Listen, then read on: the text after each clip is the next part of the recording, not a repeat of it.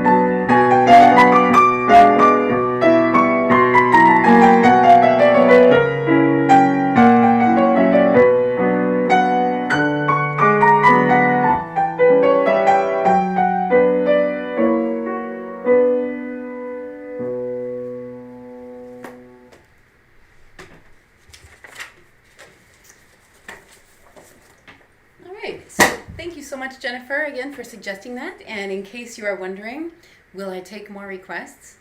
Absolutely. If you have a piece that you would really like to hear me play or learn, please put it in the comments, or you can send me an email and I'll see what I can do. No promises, but I definitely would love to hear what you have in mind.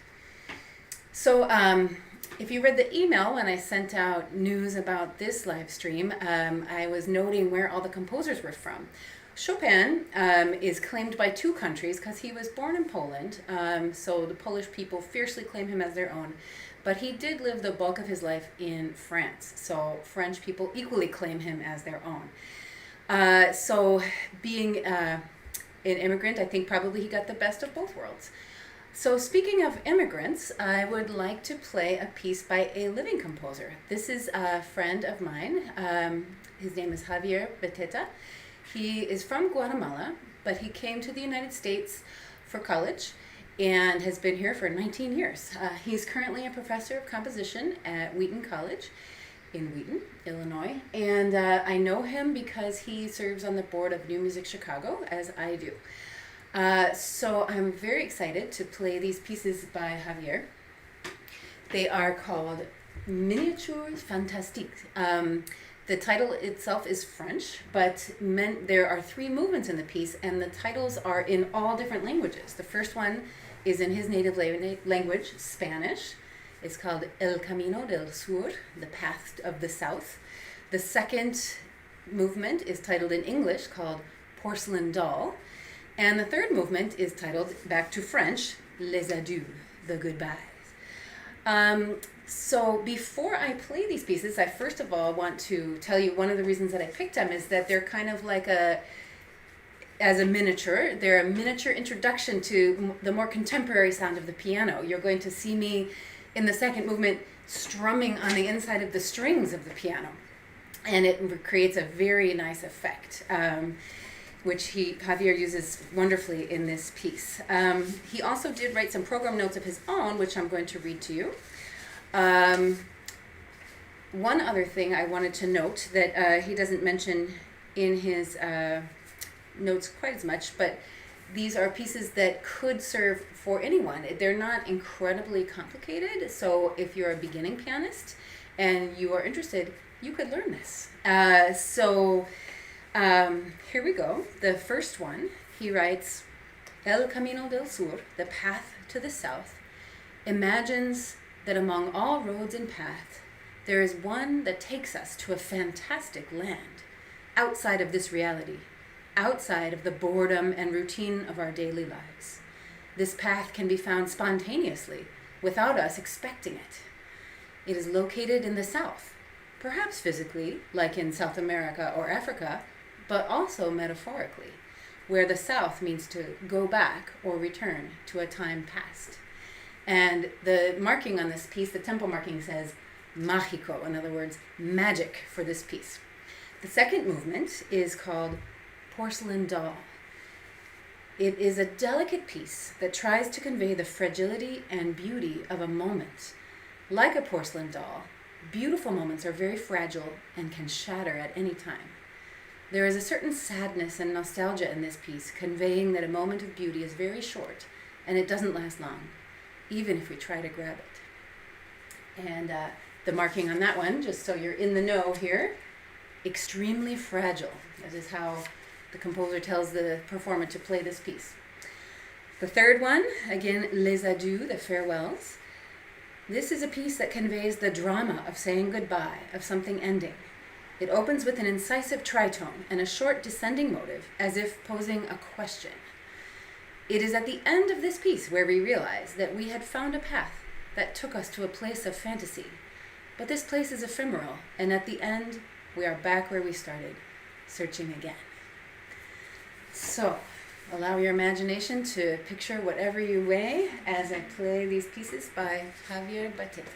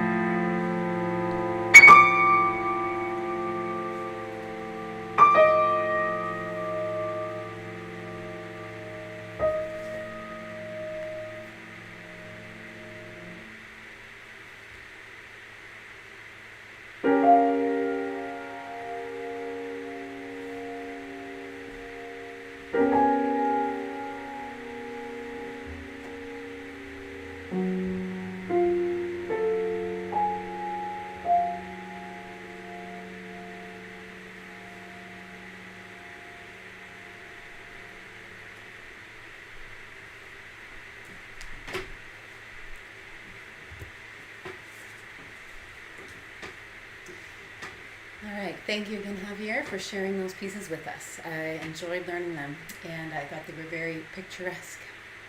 Speaking of picturesque, our next composer in the lineup, we go back to France for a little music by Claude Debussy. Debussy was one of the composers known as an impressionistic composer, although rumor has it he did not like being labeled an impressionistic composer. I have a couple examples here of impressionistic paintings that Debussy would have laid eyes on during his lifetime.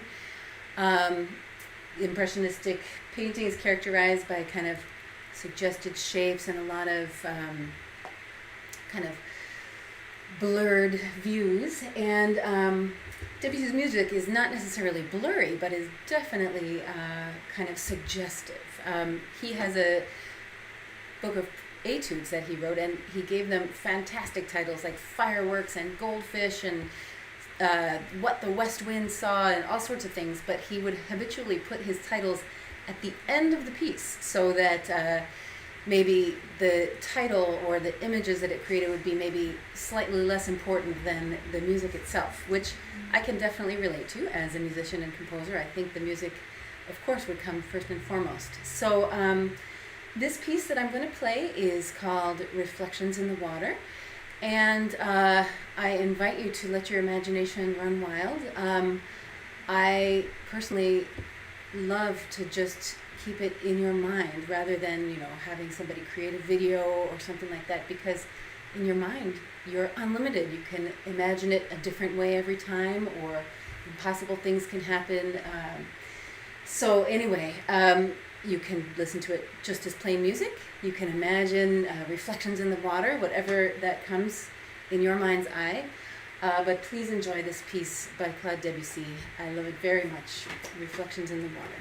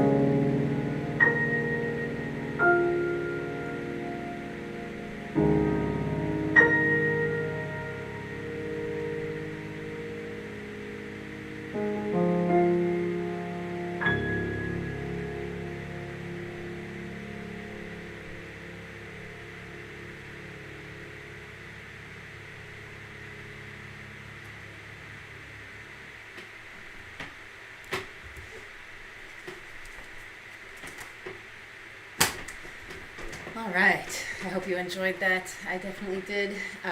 Composers love to depict images of the water, and I think Debussy is almost unparalleled in doing that. Anyway, so moving on to our next piece, we're going back to a composer who is still living, very much alive, young composer. And the benefit of playing music by composers who are still living is that you can talk to them, you can ask them questions. It's so nice to be able to hear straight from them what their inspiration was, what some of their techniques was. So I was fortunate enough to meet Brittany Green through one of the composer groups that I'm a member of. I have been since my student days. She also joined as a student, Society of Composers International. And I put out a call for scores a couple weeks ago, searching most particularly for music by Black people and especially Black women. So I got this piece, and we are going to hear from Brittany. I got to have a Zoom call with her a couple days ago, but I wanted to say a couple things which will kind of connect back to the other piece that I played. Brittany in this piece, it's called Portraits, and uses a couple more contemporary techniques on the piano. Her piece is in 5 movements. The first one has no time signature. So that means there are no half notes, no quarter notes, no 3/4, nothing. I just get to play it as I see fit based on her directions. So that's something that Debussy, for example, would not have done necessarily. Also, there's a movement in here where I have to go inside the piano. I'll be playing on the strings with this coin right here. So that is something also more contemporary sound for you tonight. But most importantly, these pieces were inspired by a poem, or a set of poems, which you're going to hear from Brittany. They were written by her grandmother. And she has this very lovely direction in here. Every time it says, the performer may wish to draw from the poem below in determining how to interpret and convey the mood of the piece. So she leaves it as very polite suggestion. If I would like to use the poem as inspiration, I definitely do. So those are the kind of things that I want you to maybe be listening for. One last little note, the piece that I go inside the piano, it's composed of only 2 notes.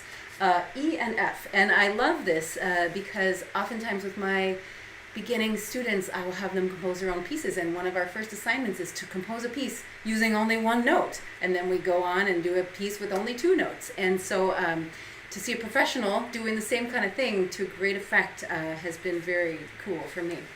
So as I mentioned, we're going to hear from Brittany herself. This is compiled from a Zoom call that we had. I whittled 15 minutes of conversation down to 3, so please enjoy, and then after that I will be performing her piece, Portraits. I'm born and raised in North Carolina. My music journey started kind of late. I started band in middle school, and ever since starting band, I enjoyed playing instruments, but I also just was really fascinated with the idea of writing music and kind of creating your own content and telling stories through music. Actually ended up going to get a degree in music education, and I spent a few years teaching public school music, band, chorus, and general music, as well as private lessons. I'm originally a clarinet player, so I was teaching clarinet lessons. And after a few years of that, I said, I really want to kind of dive into composition a little more seriously. And so I went to get my master's in composition and theory at East Carolina University. I actually had the opportunity to be the composer in residence for a program based out in Greenville, North Carolina called the Young Composers Project. And so one of the projects we did that was really exciting was we would create drum machines using Max MSP. And then if we had time, the students could create a song that utilized that drum machine. So that was really exciting. Um, and then right now I'm currently at Duke University working on my PhD. Yeah, so these are poems that my grandmother wrote. They weren't published or anything like that. Oh, So yeah, so it was kind of an interesting way to kind of.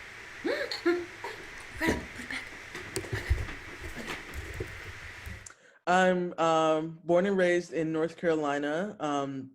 My music journey started kind of late. I started band in middle school, and ever since starting band, I enjoyed playing instruments, but I also just was really fascinated with the idea of writing music and kind of creating your own content and telling stories through music. Actually ended up going to get a degree in music education, and I spent a few years teaching public school music, band, chorus, and general music, as well as private lessons. I'm originally a clarinet player, so I was teaching clarinet lessons. And after a few years of that, I said, I really want to kind of dive into composition a little more seriously. And so I went to get my master's in composition and theory at East Carolina University. I actually had the opportunity to be the composer in residence for a program based out in Greenville, North Carolina called the Young Composers Project. And so one of the projects we did that was really exciting was we would create drum machines using Max MSP. And then if we had time, the students could create a song that utilized that drum machine. So that was really exciting. Um, and then right now I'm currently at Duke University working on my PhD. Yeah, so these are poems that my grandmother wrote. They weren't published or anything like that. So yeah, so it was kind of an interesting way to kind of tell this story of like womanhood, particularly Black womanhood in the American South, and also connect with my grandmother. It's funny, my grandmother died exactly a year before I was due to be born. So I've never actually met her. So it's been like writing this piece was like a fun way of kind of connecting to her in a way that kind of transcends time a little bit. The poem that goes with the fifth movement probably resonates the most with me. Um, just because I feel like that's such a universal feeling, particularly as a woman, when we kind of go out into the world and we have to face these expectations of how we should be, how we should present, how we should express ourselves. And a lot of times, sometimes you go into spaces and you feel like you can't be your full self, or you have to kind of tone yourself down for others. And so I that's something that I've related to over the course of my life. So yeah, that one was just really poignant for me.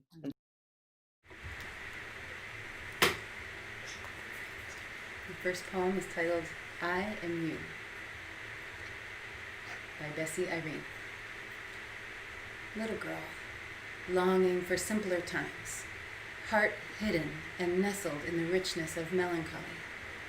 The pitter-patter of feet, crunching against the cold country soil, the cadence of breath, the echo of fear. Running for miles, is your soul not weary? In your darkest hour, you hum the song of your sorrow. It resonates in the deepest parts of me, bubbling up to the top as if your melody were my own. I close my eyes and know you. You are her. She is me, and I am you.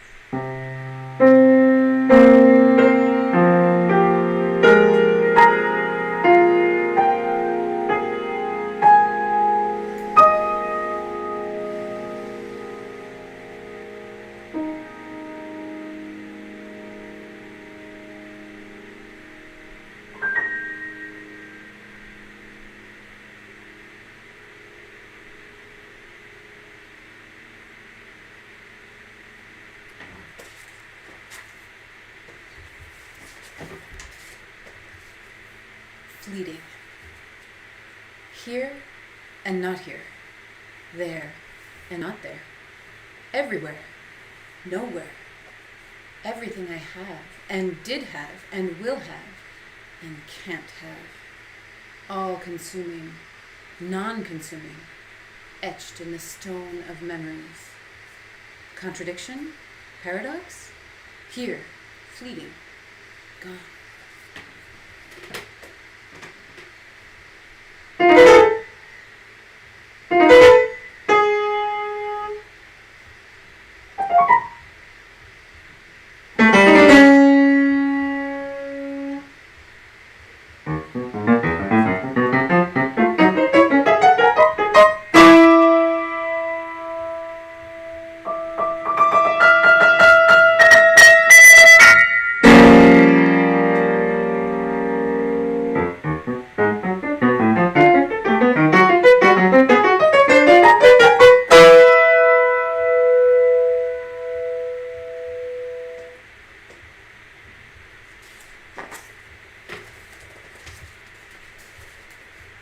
Mother in city market.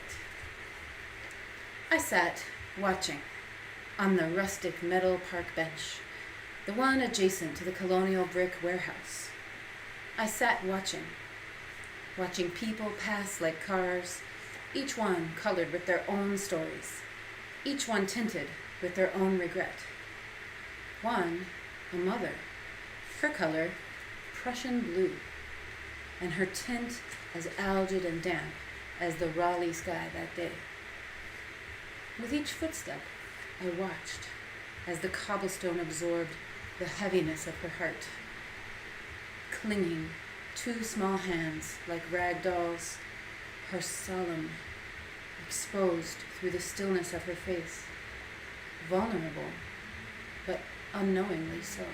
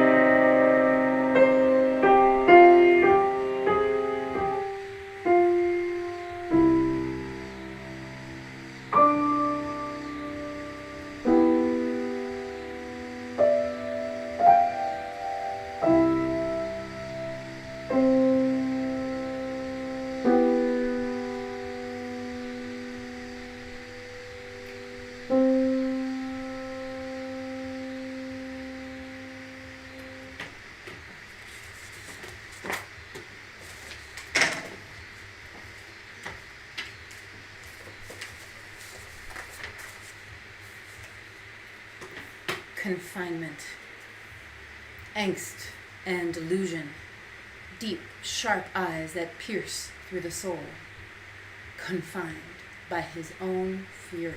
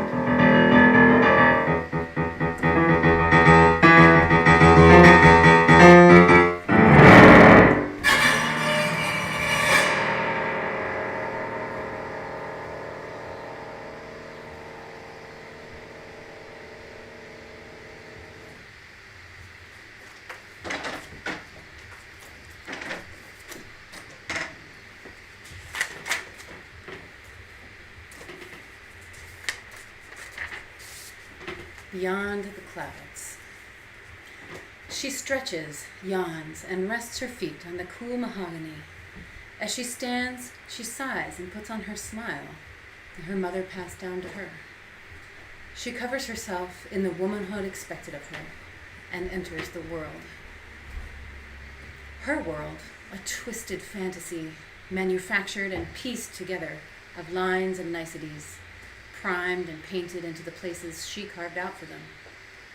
Beyond the clouds, past the formalities, at the edge of her universe, there lies, nestled in the depth of her consciousness, a post, tucked behind the heartbreak of broken promises, next to the sting of unspoken words, guarding the remnants of who she once was and who she desires to be, concealing the feelings she can't feel and the thoughts she can't think. And beneath it all, a brilliance as piercing and pure as a blue beryl crystal. If only she knew the light she hides, bright enough to illuminate the whole world. But in her eyes, this isn't so.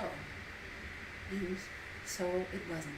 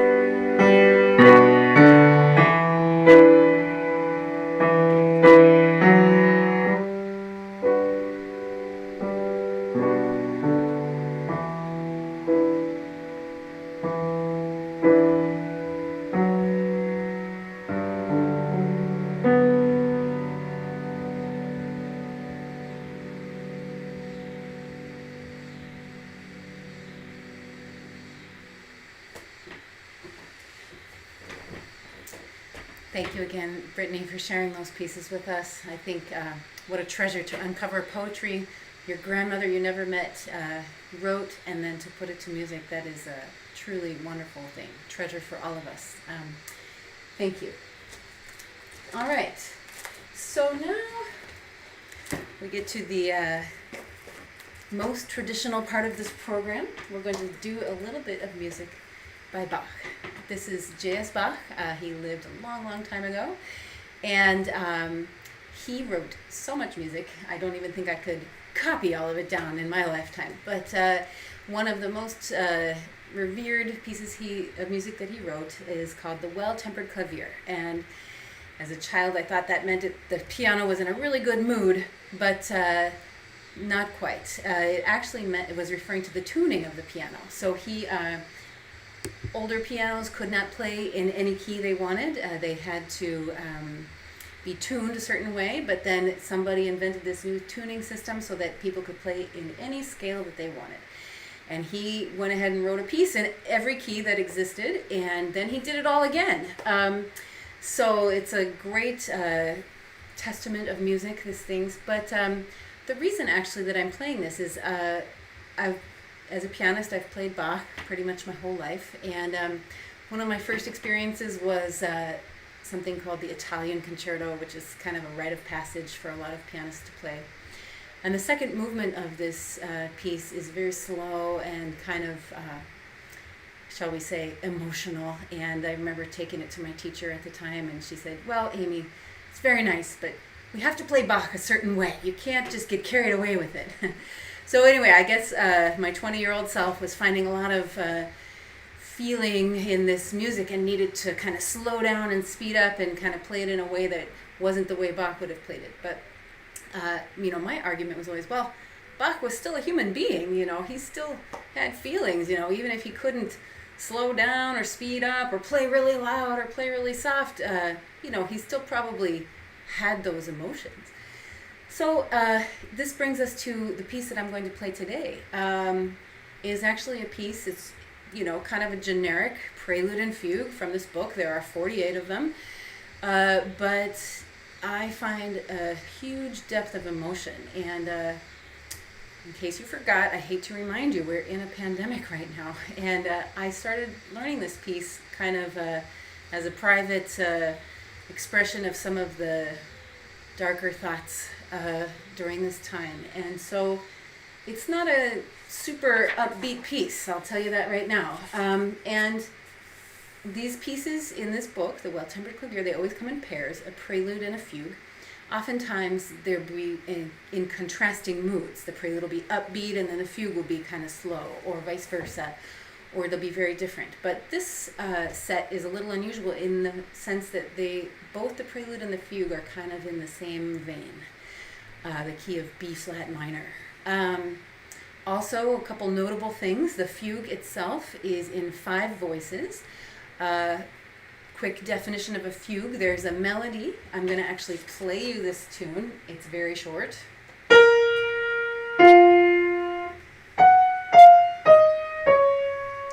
That's how short it is. He takes that melody and he weaves a fabric of different voices. In this case, there are 5. Usually he'll do 3 and 4. There's not many 5-voice fugues in this collection. This is one of them. And I kind of think that this is Bach showing off a little bit as a composer, because he just does amazing things. He states this melody many times in many different forms. He turns it upside down. He kind of modifies it a little bit. At the end, he kind of abbreviates it for a very sly ending, in my opinion. So anyway, enough introduction. I will now play for you this Prelude and Fugue by Bach.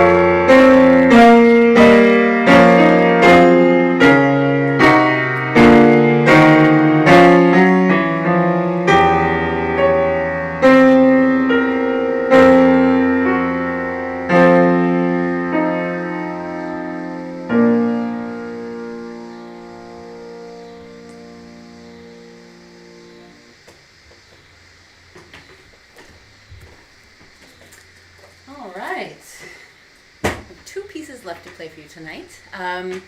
One of them, we're going to stick with somewhat German in nature, being myself. I have a little bit of German blood in me, but I am from the United States, so bringing it back home. If you remember the very first live stream I did back in May, I played a short piece that was from a collection of piano pieces I had written when I lived in Minnesota. This would have been 2001 through 2005 or so. I'm going to play one more piece from that set, also a very short selection.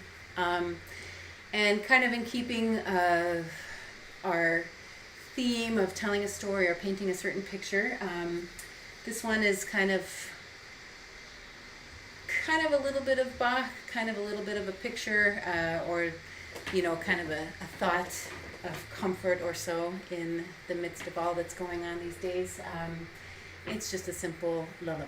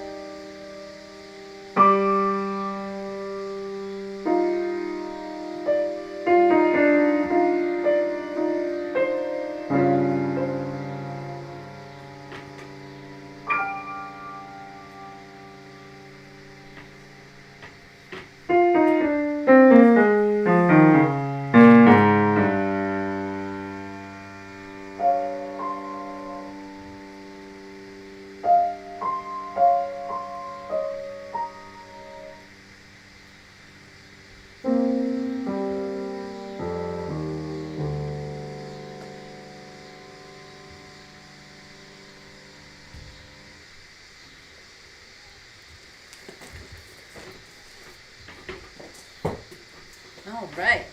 So, thank you again. I'm going to play one more piece in closing, but before I go, I'll just say I really have enjoyed putting these programs together and performing them. Love to read your comments. I've got my daughter Greta on deck answering them all as you type in. The next concert will be at the end of August, but it is not going to be just me on piano. Okay, so sorry, this is first. If you would like to be on my emailing list, you can email me. You can also check out my website, or also the website of the Würzburger Duo, which is the duo with cellist Alison Berger that I also play in. Also, if you're looking for more events, more live stream events, you can check out the website of New Music Chicago. We try to keep abreast of all that's going on, at least in the Chicago area. If you do want to make sure to not miss any YouTube events, you can subscribe to the channel, and YouTube will send you plenty of reminders anytime something gets posted. Here is the information about the end of next month. Speaking of New Music Chicago, we had our series at the Cultural Center in Chicago unfortunately canceled or postponed due to the pandemic. So there was a bunch of performers that were due to perform at the end of May, June, and July. I should have been playing there on July 21st. But instead, thanks to the hard work of our board of directors at New Music Chicago, most notably Marianne Parker, we are going to do these as live stream concerts. Some of them, there'll be parts live and parts that have been pre-recorded. But anyway, this will be airing on Tuesday, August 25th at 7:30 p.m. And I don't have the streaming details yet, so if you definitely want to make sure not to miss that, please send me an email and I'll put you on my email list. Or you can also just check in at the New Music Chicago website. You can sign up for that newsletter there, and you'll be certain to get all of the streaming info when that concert happens. It's part of a series, so it's actually going to be this Tuesday, August 25th, that I wrote about, but there's also the previous 2 Tuesdays, August 18th and 11th. There's going to be concerts on those days too with other performers. So I hope you can check those out. And I plan to be back myself on YouTube at the end of September with more stuff for solo piano. So I believe that's all the information that I had to share with you. I want to thank you one more time and thank my production staff, Greta and Elsa, as we're all getting the hang of this. If you hear a noise in the background, that's the cicadas humming away. I'm not sure if you can or cannot hear it, but they are out in full force this summer. And we are going to go out with a kind of a summer feeling. This is another request, as I mentioned at the beginning. I am open to hear what you would like to hear me play. This is an idea from Jim, also in Evanston. He wrote about this piece. It's by Granados, who is a Spanish composer. He wrote much music that kind of authentically has this Spanish flavor to it. This piece in particular has a nickname of Andaluza, and it is definitely reminiscent of the vibrant characters and colors in Spain. So I'll send you out with this piece, and thank you again.